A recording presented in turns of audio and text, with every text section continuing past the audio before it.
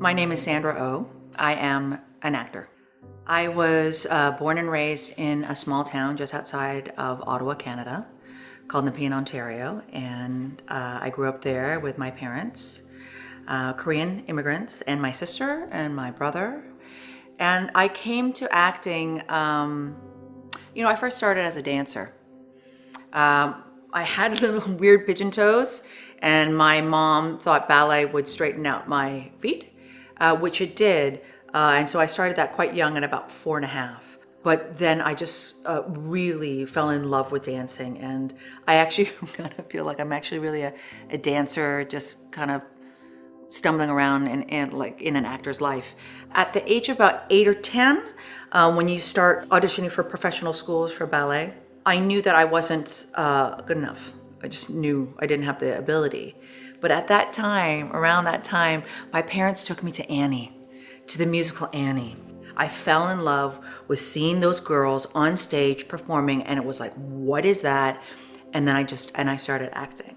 I'm really lucky. I feel like I knew at that very young age that I did not have it to be a professional ballet dancer.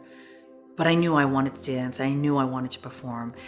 And at that critical time, I think that can happen in a young person's life between 8 and 12, when that magic thing, you see what you want to do for the rest of your life, and you actually do it for the rest of your life.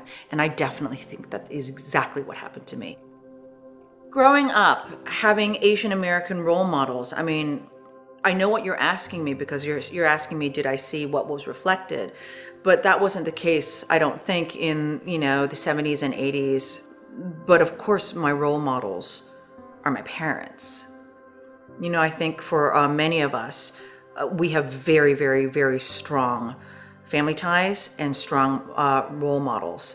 And that's such a positive thing, and also a very tricky thing to navigate in our experience as young people then individuating.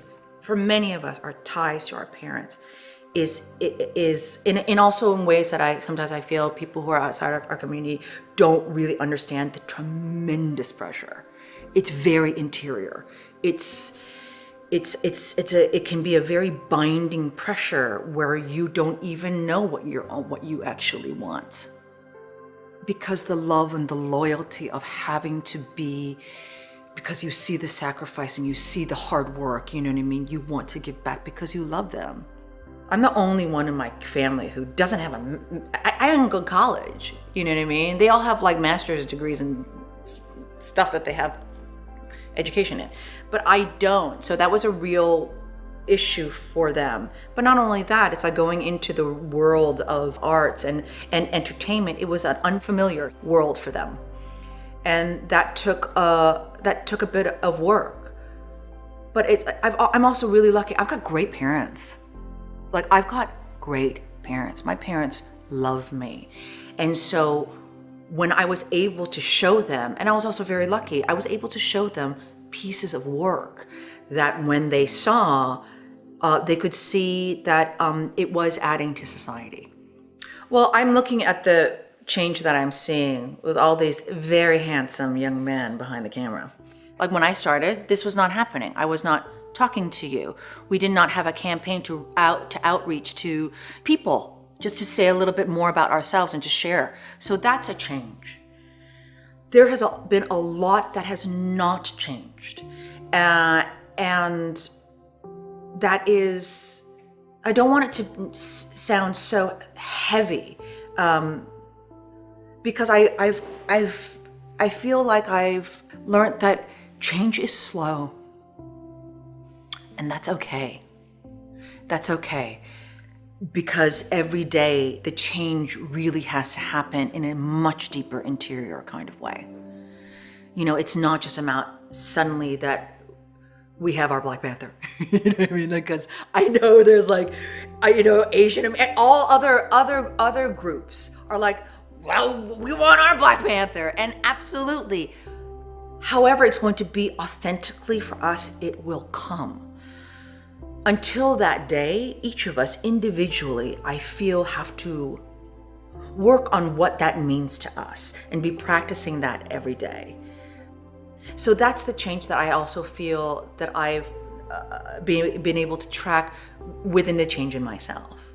I, of course, have also, I'm in this business, right?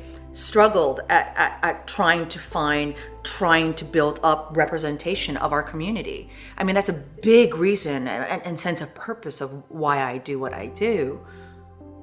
But you cannot, it's just suffering, waiting for it to happen with someone else, waiting for the larger structure, to wait for that structure to change. It's because it's like, there's sometimes I've thought like Hollywood is just like a bad boyfriend. It's just like, why are you waiting for him to text you? He really doesn't want to call you back. So why don't you just go out with your girlfriends or on your own, get a glass of wine, get a good book, go out dancing on your own and have a good time.